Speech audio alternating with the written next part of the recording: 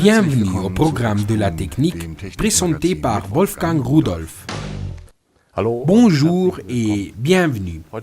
Aujourd'hui, nous allons parler d'un thème qui a l'air compliqué, mais qui est simple lorsque on l'applique dans la pratique, même si le contexte est très compliqué, les réfractomètres.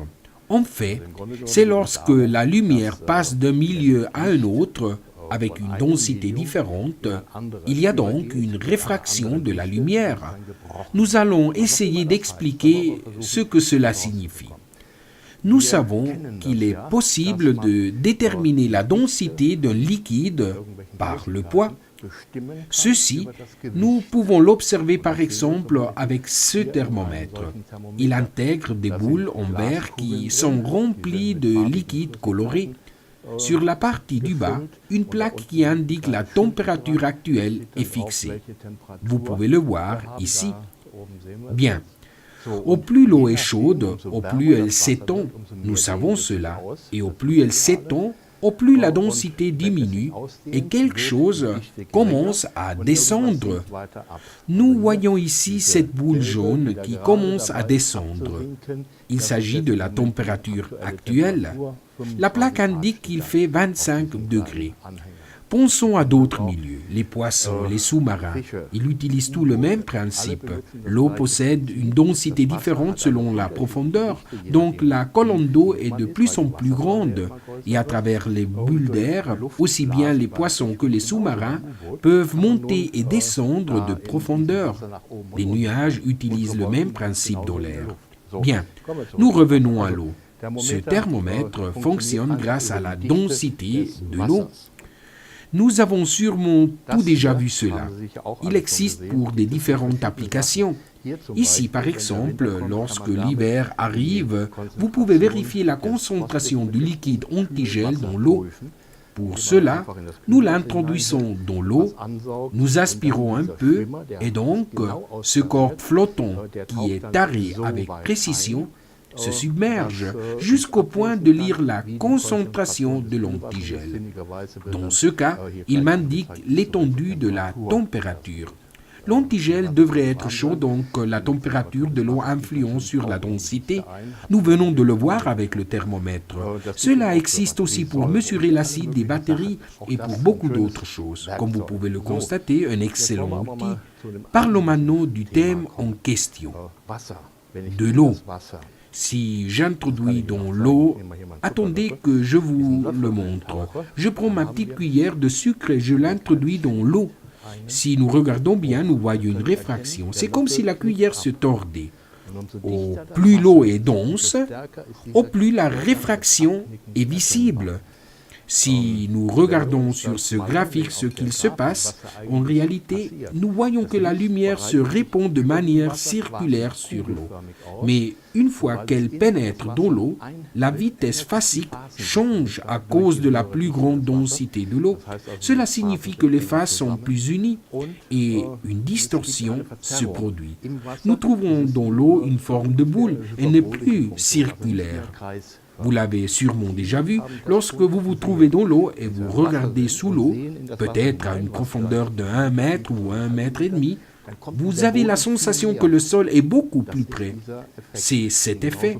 En fait, lorsque nous regardons sous l'eau, nous avons une image déformée. C'est la même chose que nous avons ici. Et cet effet s'utilise pour déterminer la densité d'eau et ses contenus, comme par exemple le sucre. Bien, si je fais cela, regardez, j'ai préparé une expérimentation. Ici sur ce support, j'ai mon rayon laser. Je le dirige vers l'eau. Il pénètre dans l'eau et comme nous pouvons le voir avec une réfraction et comme il reflète aussi dans l'eau, le rayon laser va donc à cette superficie, plus précisément là où j'ai fait une petite marque. J'introduis maintenant le sucre. Et il est important d'introduire une grande quantité. Avec cela, je change la densité. Il est important de bien mélanger. De cette manière, le sucre doit être dissous dans l'eau. Une fois qu'il est dissous, une fois que l'eau se calme, nous verrons donc de quelle manière le point de réflexion est monté. Cela signifie qu'à travers la densité du milieu et de l'indice de réfraction, je peux déterminer, dans ce cas, la quantité de sucre qu'il y a dans l'eau. Il s'agit de la technologie utilisée avec les réfractomètres pour des différentes chambres d'application. Regardons.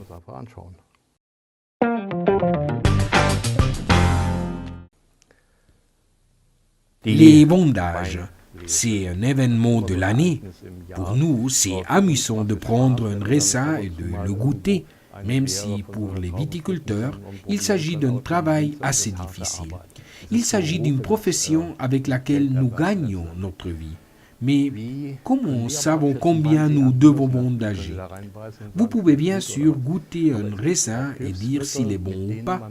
Cependant, il existe des outils pour déterminer quoi? La teneur en sucre. En Allemagne, nous mesurons la teneur en sucre avec l'unité Hörsle. Pas seulement en Allemagne, mais aussi en Suisse et au Luxembourg, en Autriche, en Hongrie, en République tchèque, ainsi que les pays qui formaient la ex-Yougoslavie. Ils étaient assez unis. Tous ces pays font le calcul en degrés Klosterneuburg. Il s'agit d'une unité complètement différente, mais qui dispose d'une conversion très simple, ou aussi en degrés Brix ou en pourcentage. Vous pouvez mesurer tout cela avec cet appareil. C'est un appareil pour le viticulteur. Vous devez simplement prendre un raisin, extraire un peu de liquide d'ici et poser-le ici sur le prisme. Maintenant, il sera distribué en pressionnant le couvercle pour qu'il soit uniforme. C'est tout en fait. Maintenant, regardez à travers. Il y a bien sûr besoin de la lumière solaire, c'est-à-dire il doit y avoir de la clarté. Bien, nous l'avons maintenant enregistré. Observez l'image. La ligne de séparation que vous voyez indique la valeur qu'il doit lire et vous pouvez donc calculer quel sera le degré d'alcool. Environ 80 degrés Hörsle, c'est ce dont nous avons besoin pour obtenir un bon vin. Certains types de raisins montent jusqu'à 300 degrés Hörsle. De ce fait, l'année 2003 fut une très bonne année et les 331 degrés Hörsle ont été atteints en Allemagne. Bien. Vous ne pouvez pas déterminer tout cela avec précision en utilisant la langue et calculer comment sera le vin non plus. Pour cela, nous disposons du réfractomètre PCE-OE. Les sigles OE signifient degrés Hörsle. Nous parlons d'un appareil qui n'a pas besoin de piles. Il y a seulement besoin de lumière solaire et d'introduire le liquide à mesurer. Une fois cela fait, vous devez regarder à travers l'oculaire. De cette manière, vous saurez comment est votre vin. Wie wird mein Wein?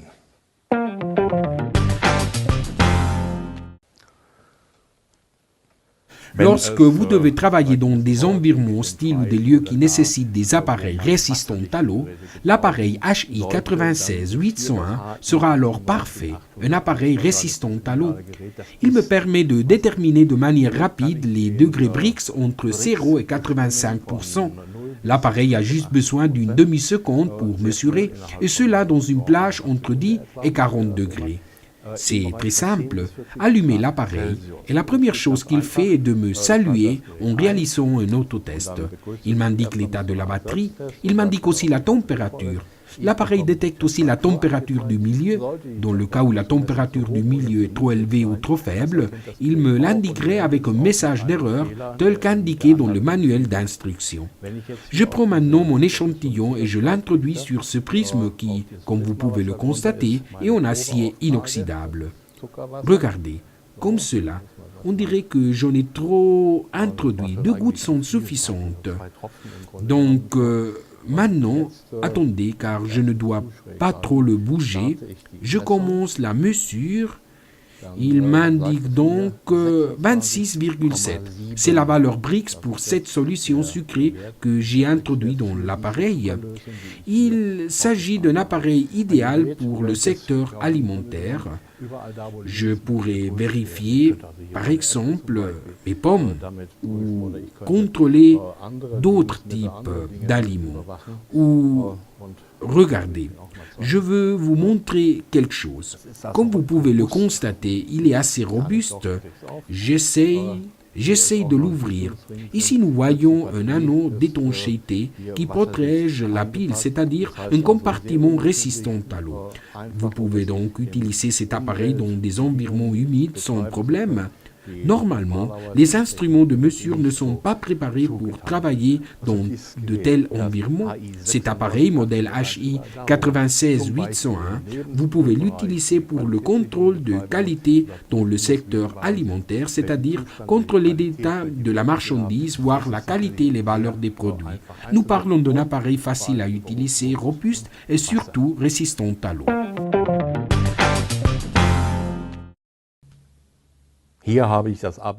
J'ai ici le ABREF 1. Il s'agit d'un réfractomètre un peu plus grand et robuste, avec une carcasse en fonte. Il a été préparé pour mesurer des réfractions entre 1,3 et 1,7 et plus, c'est-à-dire qu'il dispose d'une large plage avec une haute résolution et précision. Si nous analysons l'appareil, on voit que la construction est robuste et stable. Il possède plusieurs particularités. Ici, vous pouvez connecter un thermomètre. Vous le connectez simplement et le vissez ici. J'ai aussi... Attendez que je vous montre des connecteurs sur la partie latérale pour l'eau chaude. Il est très important de savoir que si nous voulons obtenir une haute précision en mesurant nos échantillons, la température doit être constante. Nous atteindrons une haute précision seulement de cette manière. Vous pouvez alors introduire par ici l'eau chaude. Elle doit bien sûr être tempérée avec précision. De cette manière, tout le système aura la même température. Parlons brièvement des commandes. J'ai ici la possibilité de me déplacer sur toute la plage. Ici, je peux régler la mise au pointe. Je peux aussi régler l'oculaire ici sur la partie supérieure. Et le condensateur, je peux le tourner avec ce bouton selon ce que vous voulez voir et comment vous voulez le voir et selon l'éclairage. Observons-le depuis la partie postérieure. J'ai ouvert ici le couvercle du prisme. Il est normalement fermé pour le protéger. Je peux aussi baisser le miroir qui se trouve ici. Et le plus important, ici, je sépare le prisme supérieur du prisme inférieur. Comme vous le voyez, je peux le lever, ce qui me permet de disposer ici mes échantillons. Ici, sur le prisme. Et ici, nous voyons le côté opposé, l'autre prisme. Bien. Il y a aussi plusieurs facteurs dont vous devez tenir compte au moment de travailler avec lui. Évidemment, si c'est mon travail, je le saurai. Les superficies doivent être plates, lisses et propres. L'appareil doit être réglé tous les certains temps. C'est quelque chose que je peux faire moi-même. Il inclut un tournevis comme outil.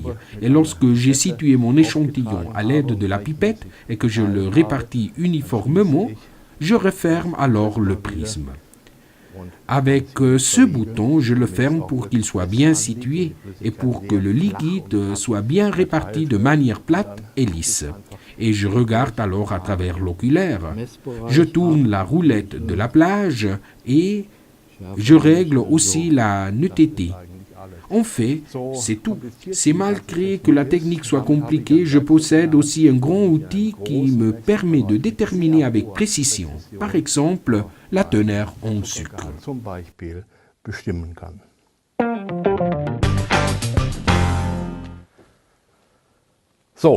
Commençons par le résumé. Voici le PCE-OE, un réfractomètre portable spécialement conçu pour les viticulteurs. De cette manière, ils pourront mesurer le mou sur place, c'est-à-dire la teneur en sucre du raisin. Cela leur permettra de calculer le degré d'alcool dans le vin. Nous parlons d'un appareil d'utilisation simple et robuste. Il n'a pas besoin de piles, il a simplement besoin de beaucoup de lumière pour lire la valeur. Le deuxième appareil, un dispositif résistant à l'eau, est très robuste. Il dispose d'un écran LCD de 2 lignes. L'embout est en acier inoxydable et en dessous se trouve le prisme. 2 gouttes sont suffisantes pour obtenir la valeur Brix en moins d'une seconde. Le dernier appareil ressemble assez à un microscope. En fait, il dispose d'une fonction similaire. Nous parlons d'un appareil robuste avec une carcasse en fonte, un appareil qui travaille avec une grande précision. Il dispose d'une connexion pour l'eau chaude pour maintenir une température stable et d'une connexion filetée pour connecter un thermomètre. Nous parlons du AB-REF1.